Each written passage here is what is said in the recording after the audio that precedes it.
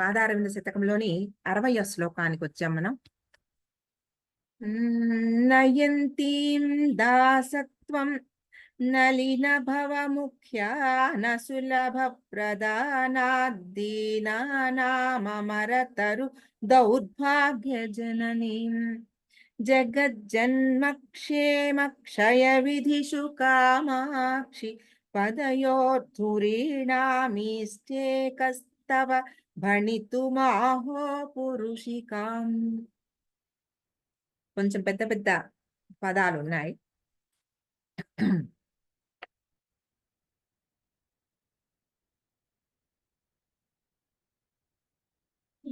ప్రతి పదార్థానికి వస్తే కామాక్షి, ఓ కామాక్షి దేవి, దీనానాం దీనులకు అసులభ ప్రదానాత్ దుర్లభమైన దాని నొసగుట వలన నళిన భవ ముఖ్యాన్, నళిన భవ అంటే బ్రహ్మ, ముఖ్యాన్ అంటే ఆదిగాగల, అలాగా బ్రహ్మాదులను దాసత్వం దాసభావమును నయంతీం పొందించుచున్న అమరతరు దౌర్భాగ్య జననీం కల్పవృక్షమునకు దౌర్భాగ్యమును కలిగించు.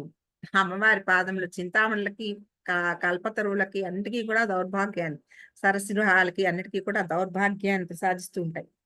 జగజ్జన్మ క్షేమ క్షయ విధిషు జగత్ అంటే జగత్ యొక్క జన్మ అంటే సృష్టి, క్షేమ అంటే స్థితి, క్షయ లయ, విధిషు కృత్యములందు ధురీణాం నేర్పరి అయిన తవ నీ యొక్క పదయోహో పాదముల యొక్క అహో పురుషికాం మహిమను కహ ఎవడు భణితుం చెప్పుటకు ఈస్తే చాలును. ఎవరి వల్ల అవుతుంది? నీ పాద పద్మాలకి ఉన్న ఆ శక్తిని వర్ణించటానికి అసలు ఎవరి వల్ల అవుతుంది? ఎవరు చెప్పగలరు? ఎవరు పూర్తిగా దానిని వర్ణించగలరు? అటువంటి శక్తి కలిగిన పాద పద్మములు నీవి అని ఈ ఈ పరలోకములు అంటే స్వర్గ లోకము ఏవైతే ఆనందాన్ని ఇస్తూ ఉంటాయో మనిషికి మరణం తర్వాత, స్వర్గం నరకం అంటారు. నరకం కాకుండా ఆనందాన్ని ఇచ్చేవి స్వర్గలోకం, సత్యలోకం, ఇలా కొన్ని లోకాలు ఉన్నాయి కదా. ఆ లోకాలకి ప్రవేశాన్ని ఇవ్వగలిగిన ఒక శక్తి వాళ్ళు కూడా అనుభవిస్తూ ఇవ్వగలిగిన శక్తి నళిన భవ ముఖ్యాన్ వీళ్ళకి ఉంది. అంటే బ్రహ్మ ఆది దేవతలకి అటువంటి శక్తి ఉంది. వాళ్ళు ఆ లోకాల్లో ఉంటూ జీవులకు కూడా కొంత పుణ్య బలంతో వాళ్ళకి ఆ లోకాల్లో ప్రవేశాన్ని కల్పించగలిగిన ఒక శక్తి వాళ్ళకి ఉంది. ఆ శక్తే వాళ్ళకి ఉంది. మోక్షాన్ని పొందగలిగే శక్తి కానీ, మోక్షాన్ని ప్రసాదించగలిగే శక్తి కానీ వాళ్ళకి లేదు. వాళ్ళ లోకాల వరకే వాళ్ళకి వాళ్ళ శక్తి పరిమితం. వాళ్ళకి ఈ ప్రపంచం అంటే ఈ లోకాలన్నిటినీ కూడా ఎప్పుడైతే పూర్తిగా బ్రహ్మాండాలన్నీ లయమైపోతున్నాయో, ఆ లయమైపోయినప్పుడు వాళ్ళందరి ఆ స్థితులు కూడా పోతాయి. వాళ్ళందరికీ కూడా మరణం ఉంది. అటువంటి ఆ స్థితి కలిగిన బ్రహ్మాదులందరూ కూడా అమ్మవారి పాద పద్మాలకి ఎటువంటి అనుగ్రహం ఉందిట?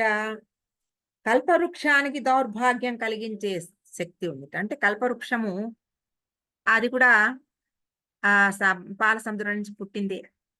ఇది దేవతాలోకంలో ఉంటుంది. దాని శక్తి కూడా ఆ లోకాలకే పరిమితం. ఈ తర్వాత ఈ భూలోకానికి వాటి శక్తి ప్రసరింప చెయ్యలేవు. అవి చింతామణి ఎలాగో అలాగే కల్పవృక్షం కూడా. ఇవన్నీ వీటి శక్తులు ఆ లోకాల వరకే పరిమితం. కానీ అమ్మవారి పాదాలకి ఉన్న శక్తి ఏమిటంటే అన్ని లోకాలకి పైన ఉన్న ఆ పాదాలకి అట్టడుగున ఉన్న దీనులను కరుణించగలిగిన శక్తి ఆ పాదాలకుంది. కాబట్టి ఈ చింతామణులకి, కల్పతరువులకి దౌర్భాగ్య స్థితిని అమ్మవారి పాదాలు కల్పిస్తున్నాయి. వాటికంత శక్తి లేదు. ఆ శక్తి ఎప్పుడైతే ఇటువంటి గొప్ప శక్తి అమ్మవారి పాదాలకు ఉన్నాయో, ఆ శక్తి ముందర ఇవన్నీ చాలా ముడుచుకుపోయి ఉంటాయన్నమాట. వాటికి శక్తి చాలదు. అటువంటి ఎవరికైనా సరే ఇప్పుడు బ్రహ్మలోకాల్లో ఉన్న వాళ్ళు అంటే కొంత సాధనా మార్గంలో కొంత పుణ్యబలాన్ని పొంది ఆ స్థితిలోకి చేరిన వాళ్ళు వాళ్ళు. అంటే ఒక స్థితి పొందిన వాళ్ళు.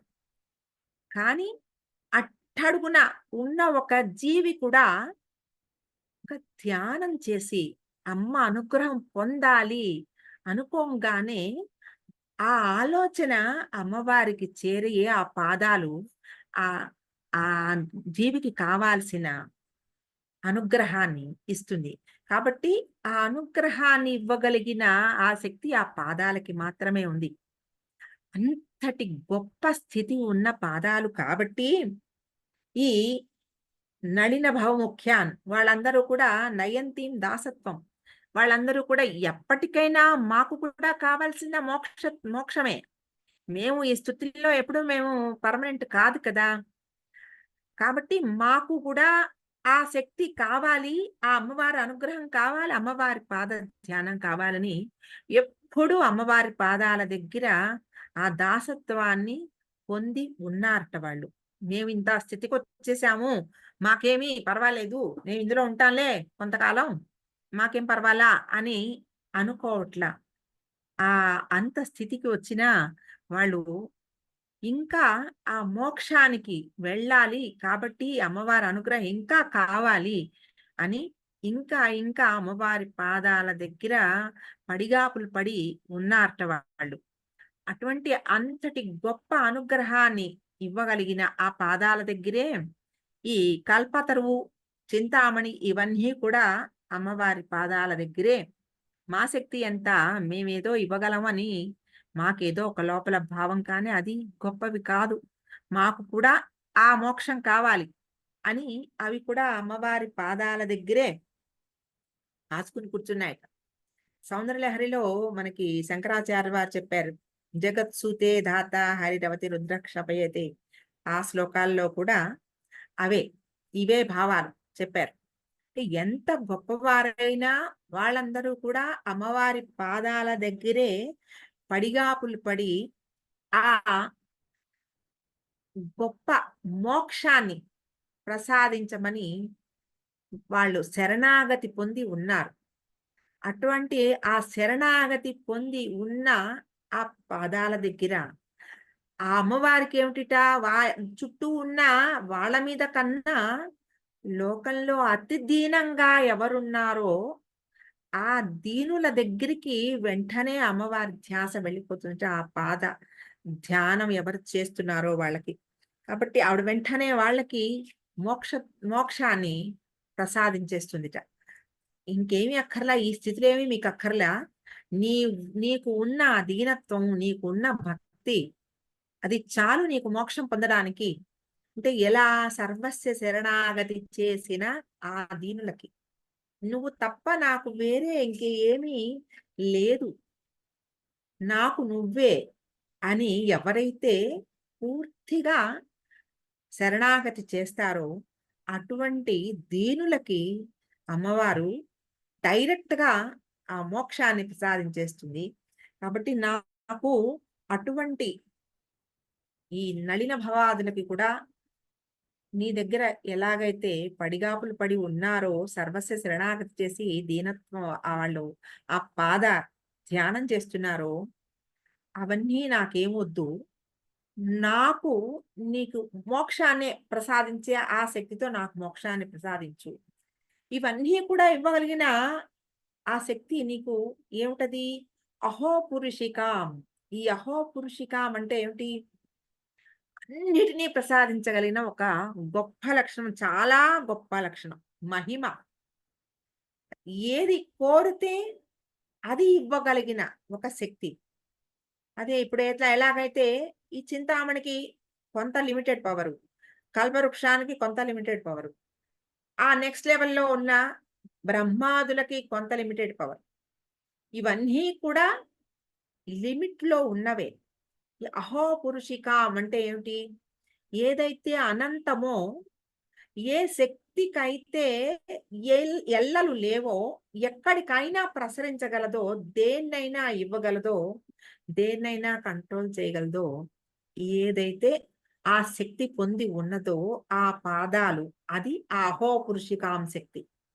అది అహోపురుషిక అని మనకి శంకరాచార్యుల వారు కూడా ప్రణత్ శ్లోకంలో మనకు చెప్పారు. ఈ అహోపురుషిక అనే మాటలో. ఆయన అహంకార స్వరూపం. ఆయన అహం రూపం దాలిస్తే ఎలా ఉంటుందో, అది ఆవిడ రూపం అని అందులో చెప్పారు. అంటే ఏదైతే చేయగలిగిన సమర్థత ఉందో, అది అహోపురుషిక లక్షణం. కాబట్టి దేన్నైనా ఇవ్వగలిగిన సామర్థ్యం కలిగిన నీ పాద మహిమని భణితుం చెప్పడానికి కహ్ ఎవరికి ఈష్టేకం ఈష్టే ఎవరికి ఆ ఇది ఉంది, వాళ్ళ శక్తి ఉంది, చేయగలరు. ఎవ్వరు చేయలేరు. ఎవ్వరి వల్ల కాదు. ఎవరికీ మాటల్లో చెప్పనలవి గాని అటువంటి శక్తి నీ పాదాలకుంది కాబట్టి, అటువంటి ఆ పాద మహిమతో నాకు కూడా మోక్షాన్ని ప్రసాదించు అని ఈ శ్లోకంలో అమ్మవారిని ప్రార్థన చేస్తున్న. జగజ్జన్మ క్షేమ క్షయ విధిషు. అంటే ఇవన్నీ కూడా నాకు నేను ఇందులోనే ఉన్నాను. ఈ జగత్తులోనే ఉన్నాను. ఈ జగజ్జన్మ క్షేమ క్షయంలో ఉన్నాను నేను. వీటన్నిటికి అను లోబడి ఉన్నాను. వీటన్నిటిలోనూ ఉన్నాను. వీటిని దాటిన కొంత స్థాయి దాటిన బ్రహ్మేంద్రాదులు కూడా నీ పాదాల దగ్గరే ఉన్నారు. నేను కూడా నీ పాదాల దగ్గరే ఉన్నాను. నాకు కూడా అటువంటి సర్వస్వ శరణాగతి భావాన్ని నువ్వు నాకిచ్చావు. నాకు పూర్తి స్థాయిలో అటువంటి మోక్షాన్ని ప్రసాదించు. నాకింక వేరే స్థాయిలేమి వద్దు అని అడుగుతున్నారు ఇందులో. నయంతీం దాసత్వం నళిన భవముఖ్య నసులభ ప్రధానాద్దీనానామరతరు దౌర్భాగ్య జననీం జగజ్జన్మ క్షేమ క్షయ విధిషు కామాక్షి పదయోద్ధురీణామీష్టేకస్తవ భణితుమాహో పురుషికాం.